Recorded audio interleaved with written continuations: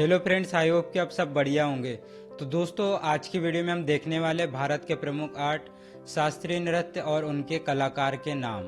तो दोस्तों, आपने अभी तक जितने भी कंपटीशन के एग्जाम दिए होंगे तो आपने देखा होगा कि कहीं ना कहीं आपसे शास्त्रीय नृत्य से रिलेटेड एक या दो क्वेश्चन जरूर पूछता है।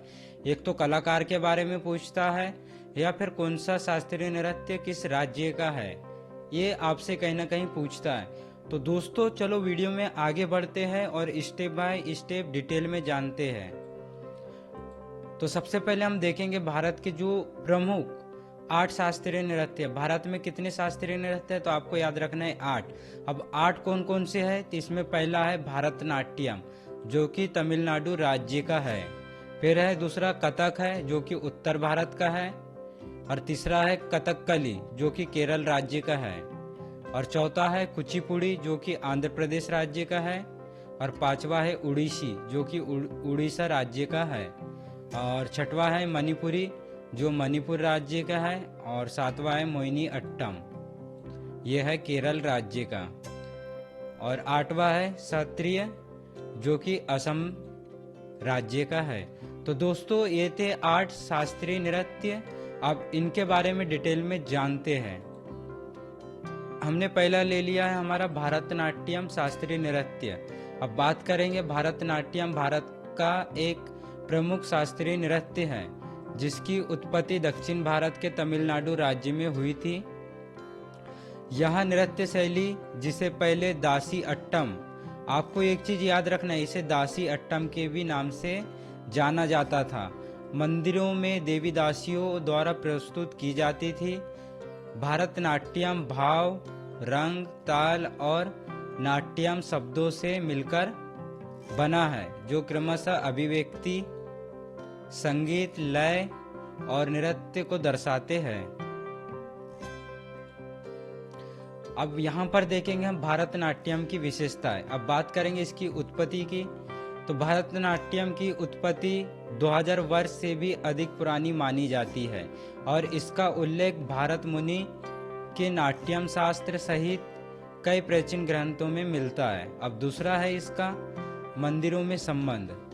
यह नृत्य शैली विशेष रूप से तमिलनाडु के मंदिरों से जुड़ी है, जहां इसे देवी देवदासियों द्वारा प्रस्तुत किया जाता था। और इसमें तीसरा पॉइंट है नृत्य के 3 अंग है, जो आपको याद रखना है। भरतनाट्यम में पहला है नाट्य नृत्य, और दूसरा है नृत्य का समावेश होता है। और नाट्य में कहानी कहना, नृत्य में ताल, नृत्य में नाट्य और नृत्य का मिश्रण होता है। अब इसमें बात करेंगे चौथा पॉइंट की, तो मुद्राएं और भाव भंगिमाएं। तो भरतनाट्यम में हाथ के इशारों, चेहरे के भावों और पैरों की गतिविधियों का उपयोग कहानी कहने और भावनाओं को व्यक्त करने के लिए किया जाता है। देखो यहाँ पर क्या कह रहा है, भरतनाट्यम के हाथ के इशारों, चेहरों के भावों और पैरों की गतिविधियों का उपयोग किसी भी कहानी को कहने के लिए इशारों का उपयोग किया जाता है। ये चीज आपको याद रखना है। अब इसमें है 9 रस।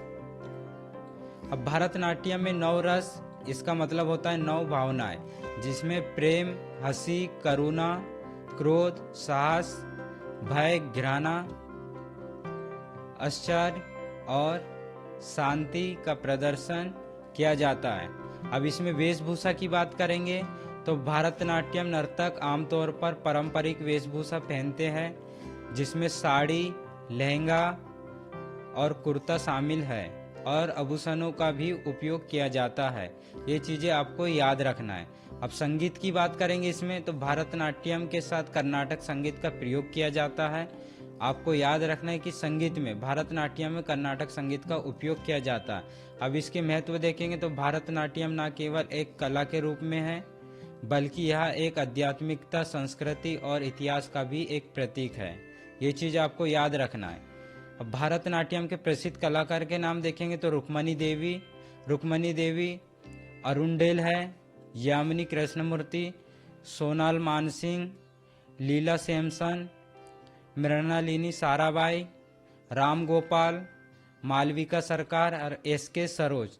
तो ये भरतनाट्यम के प्रमुख कलाकार है। तो दोस्तों इनमें से भी एक क्वेश्चन 100% है कि पूछा जाता है कि आपसे पूछ लिया जाएगा कि भरतनाट्यम से कौन सा कलाकार जुड़ा हुआ है, या फिर कलाकार का नाम आपको चॉइस करने के लिए ऑप्शन में दे देगा। अब अगला देखते हैं, तो कथक शास्त्रीय नृत्य है। अब बात करेंगे, जो कथक है ये उत्तर भारतीय शास्त्रीय नृत्य है जिसका नाम कथा शब्द से आया है। जो कथक है इसका जो नाम है कथा शब्द से आया है, आपको याद रखना है, जिसका अर्थ है खानी।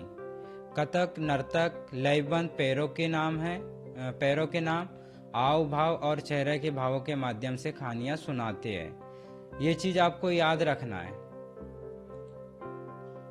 अब कथक के बारे में कुछ मुख्य बातें जानते हैं। इसकी उत्पत्ति की बात करेंगे तो कथक की उत्पत्ति प्राचीन भारत में हुई थी और इसका विकास भक्ति आंदोलन के साथ हुआ।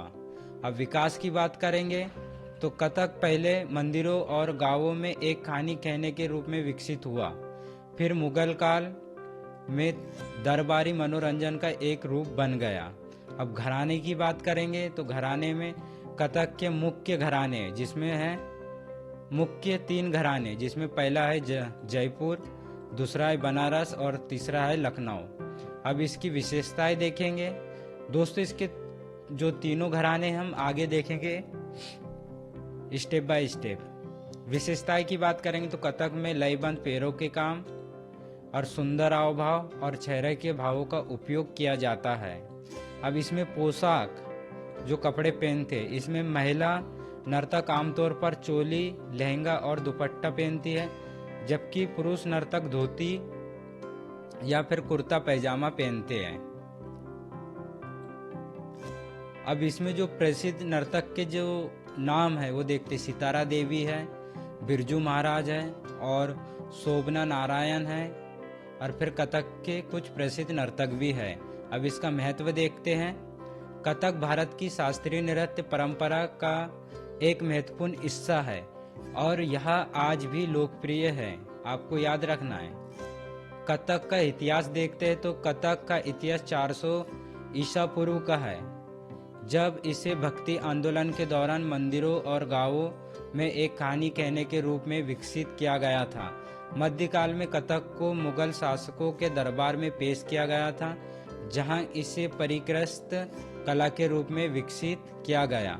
अब जैसे कि हमने अभी देखा था पीछे कि घराने, कथक के 3 मुख्य घराने, तो दोस्तों यही है कथक के 3 मुख्य घराने, जिसमें पहला है जयपुर घराना।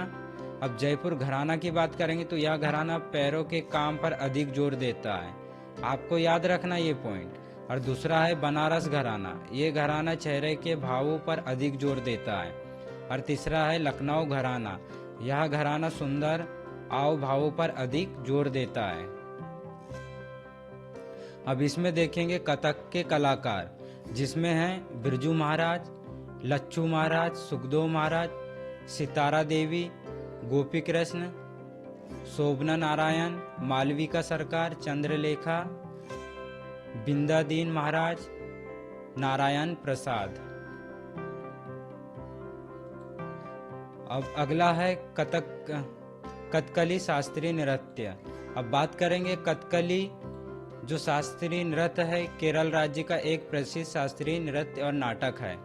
जो देखो कथकली एक नृत्य भी है और नाटक भी, ये चीज आपको याद रखना है। यह नृत्य अभिनय, संगीत और नाट्य का एक अनोखा मिश्रण है।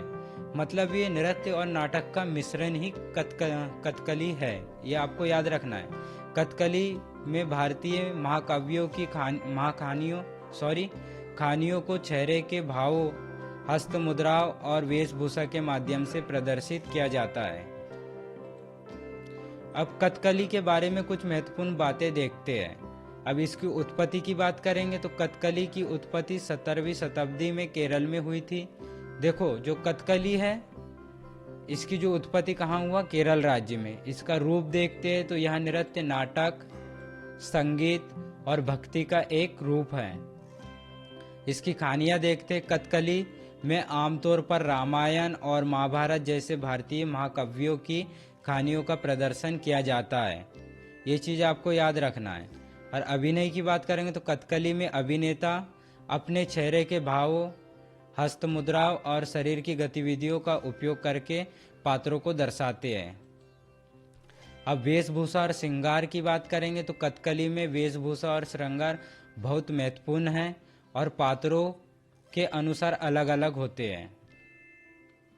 अब संगीत की बात करेंगे तो कथकली में गायन और वाद्य यंत्रों का भी उपयोग किया जाता है। अब इसका महत्व देखते हैं तो कथकली केरल के एक महत्वपूर्ण सांस्कृतिक धरोहर है और इसे पूरे विश्व में सराहा जाता है। अब भाषा की बात करेंगे तो कथकली में आमतौर पर मलयालम और संस्कृत का मिश्रण और मणिप्रवालम भाषा का उपयोग किया जाता है। अब कथकली के कलाकार देखते हैं तो इसमें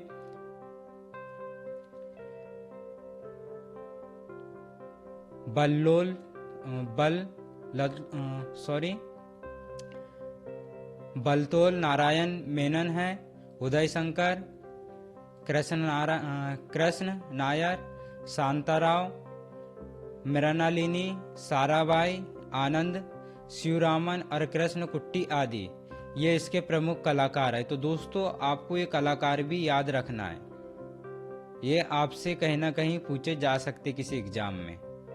अब अगला शास्त्रीय नृत्य देखते हैं तो अगला है कुचिपुड़ी शास्त्रीय नृत्य।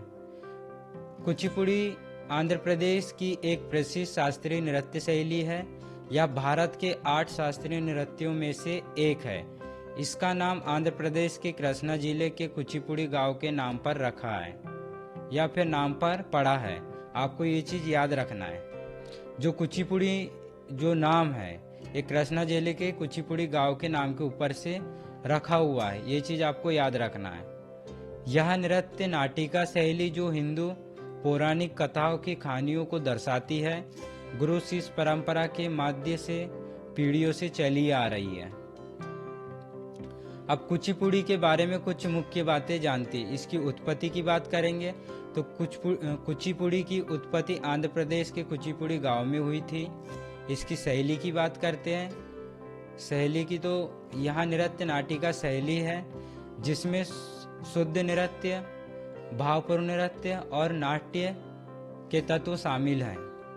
इसकी विषय वस्तु की बात करेंगे तो कुचिपुड़ी प्रदर्शनों में अक्सर हिंदू पौराणिक कथाओं के विषय होते हैं जिसमें देवी देवताओं और अन्य पौराणिक पात्रों का चित्रण होता है। अब प्रदर्शन की बात करेंगे तो कुचिपुड़ी प्रदर्शनों में देवताओं का आह्वान, शुद्ध नृत्य, भावपूर्ण नृत्य और कहानी कहने का क्रम शामिल होता है। अब इसकी प्रदर्शन की बात करेंगे तो कुचिपुड़ी प्रदर्शनों में देवताओं का आह्वान, शुद्ध नृत्य, भावपूर्ण नृत्य और कहानी कहने का क्रम शामिल होता है। अब इसकी विशेषताएं देखते हैं। कुचिपुड़ी अपनी तेज लयबंद पैरों की हरकतें, सुंदर चाल और सूक्ष्म चेहरे के भावों के लिए जानी जाती है। अब बात करेंगे कलाकार की तो इस नृत्य को सीखने में बहुत समय और समर्पण लगता है। अब इसका महत्व देखते हैं। कुचिपुड़ी भारत की एक समृद्ध सांस्कृतिक विरासत का हिस्सा है और इसे अंतर्राष्ट्रीय स्तर पर भी सराहा जाता है। अब कुचिपुड़ी के प्रसिद्ध पहलू देखते हैं। कौतवम कुचिपुड़ी की एक अनूठी विशेषता है। कौतवम जो विभिन्न तालों के लिए शुद्ध नृत्य प्रदर्शन है जिसमें नर्तक जटिल चालें करता है, जैसे कि सिर पर बर्तन संतुलित करना या फिर जलते हुए दिए पकड़ना। अब अगला है पुरुषों और महिलाओं का अभिनय देखते हैं। पहले कुचिपुड़ी में पुरुष ही महिलाओं का अभिनय करते थे, लेकिन अब महिलाएं भी पुरुषों के पात्रों को निभाती है।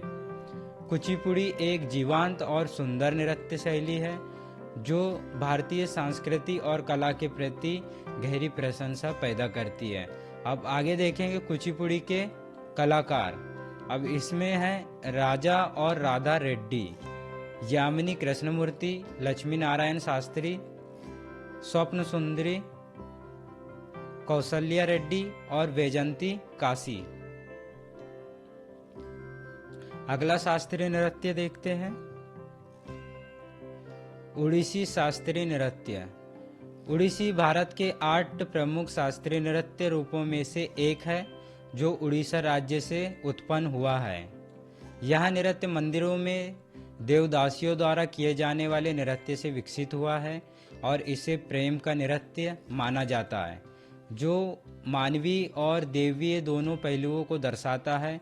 उड़ीसी नृत्य नाट्य शास्त्र पर आधारित है और इसमें नृत्य भाव, भंगिमाओं और चेहरे के भावों का उपयोग दोनों शामिल है।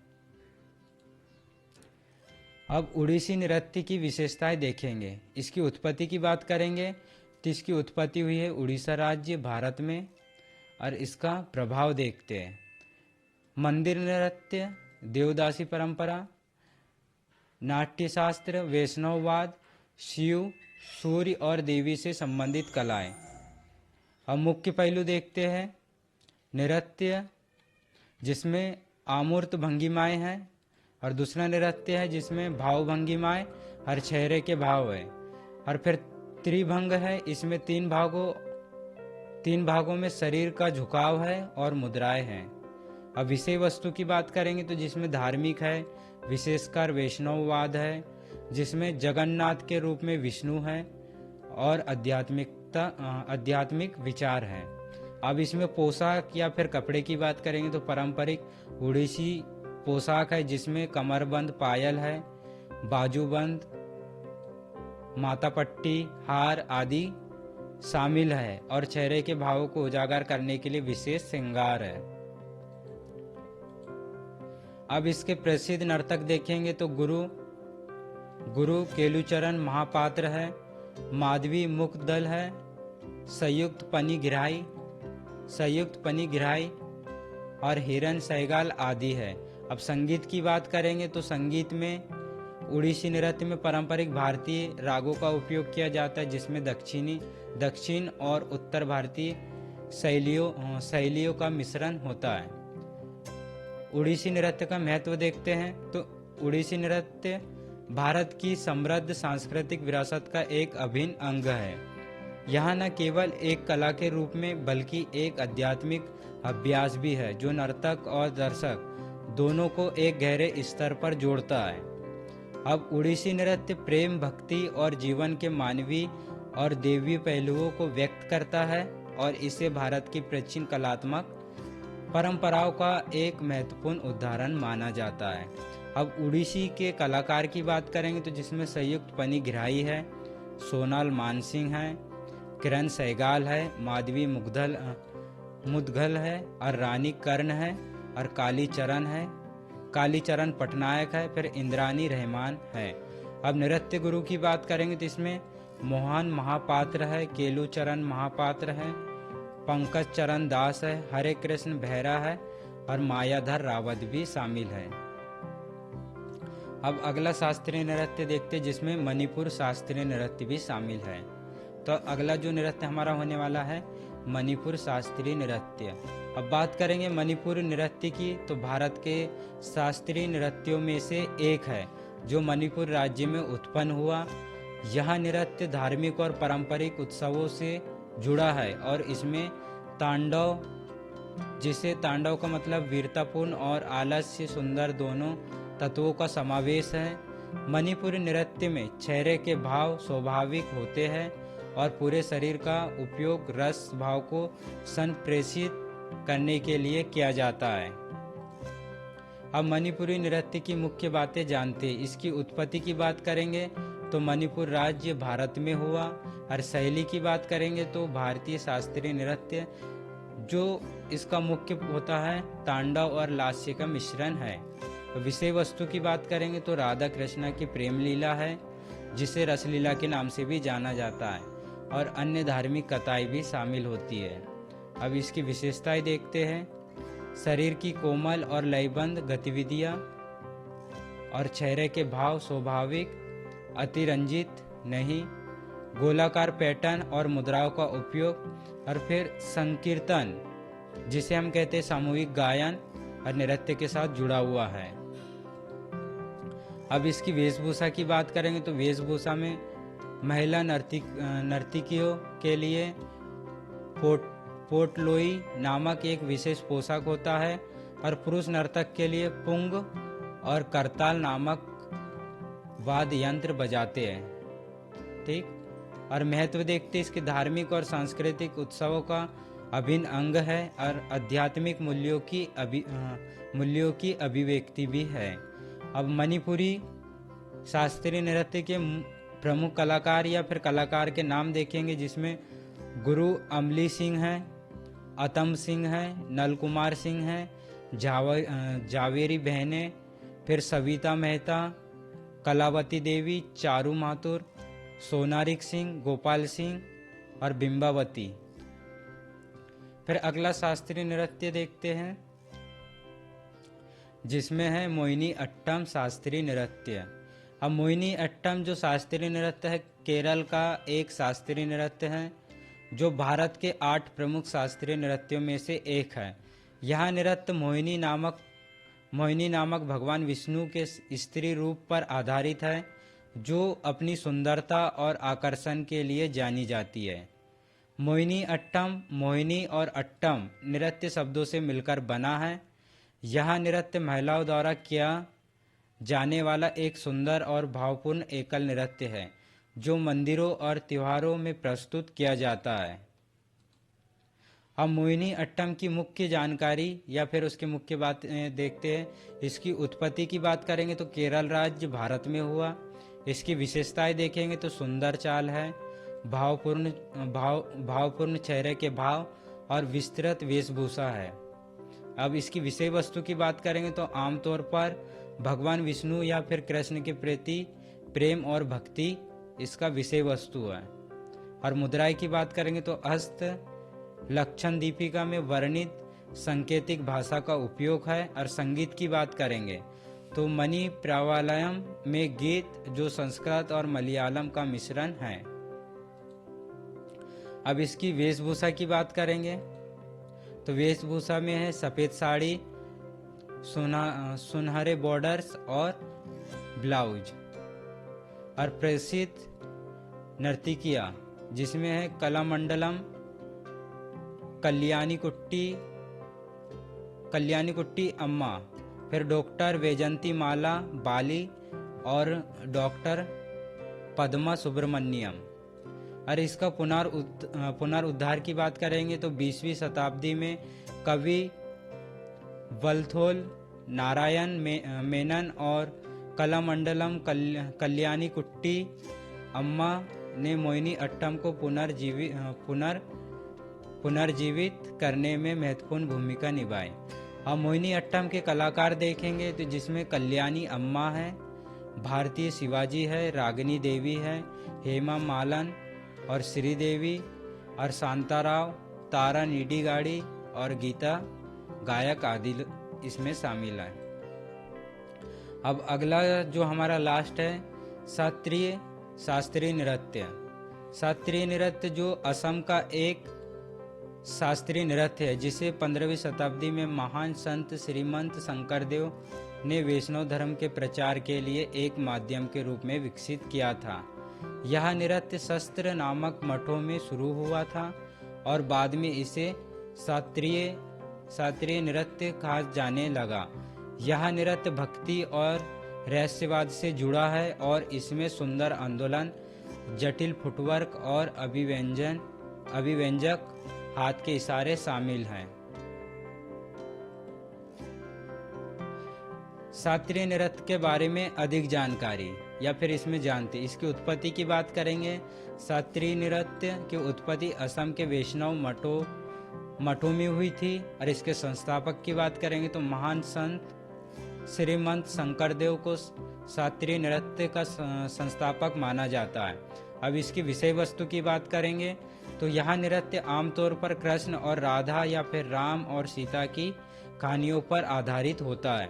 अब शैली की बात करेंगे तो शास्त्रीय नृत्य में 2 शैलियाँ है, जिसमें मर्दाना और स्त्रीण, जिसे ऊर्जावान या फिर नाजुक भी कहा जाता है। और इसका महत्व देखते हैं। शास्त्रीय नृत्य को 2000 में भारत सरकार द्वारा शास्त्रीय नृत्य का दर्जा दिया गया था और यह असमिया संस्कृति का एक अभिन्न अंग है। अब इसकी विशेषताएं देखते हैं। शास्त्रीय नृत्य में हस्त मुद्रा, पदयात्रा, आहार्य संगीत आदि के कड़े नियम होते हैं। अब परिधान की बात करेंगे तो पुरुष नर्तक धोती, चादर और पगड़ी पहनते, जबकि महिला नर्तक घुरी, चादर और कांची पहनती है। अब संगीत वाद्य यंत्र की बात करेंगे तो शास्त्रीय नृत्य में खोल, झांझ और बांसुरी जैसे वाद्य यंत्रों का उपयोग किया जाता है। अब लोकप्रिय कलाकार की बात करेंगे तो घनकांता बोरा और जतिन गोस्वामी कुछ प्रसिद्ध शास्त्रीय नर्तक हैं। तो दोस्तों, ये थे हमारे भारत के प्रमुख 8 शास्त्रीय नृत्य, जो कि बहुत ही इम्पोर्टेंट है, जिसे हमने बहुत ही विस्तार में जानने की कोशिश की है। आपको इससे रिलेटेड कहीं ना कहीं क्वेश्चन 100% है कि पूछे जा सकते हैं, इसलिए मेरा सजेशन है कि आप इन क्वेश्चंस को या फिर इन पॉइंट्स को या फिर अपने जो भी नोट्स हैं उनमें ज़रूर आप ऐड करके रख लें। अगर आपको इसी तरह के फुल इन्फॉर्मेशन वीडियोस चाहिए तो आप मुझे कमेंट कर सकते हैं। आप जिस भी टॉपिक पर कमेंट करोगे आपको उस टॉपिक पर फुल वीडियो देखने को ज़रूर मिलेगा। तो दोस्तों, आज का वीडियो मैं यहीं पे एंड करता हूँ।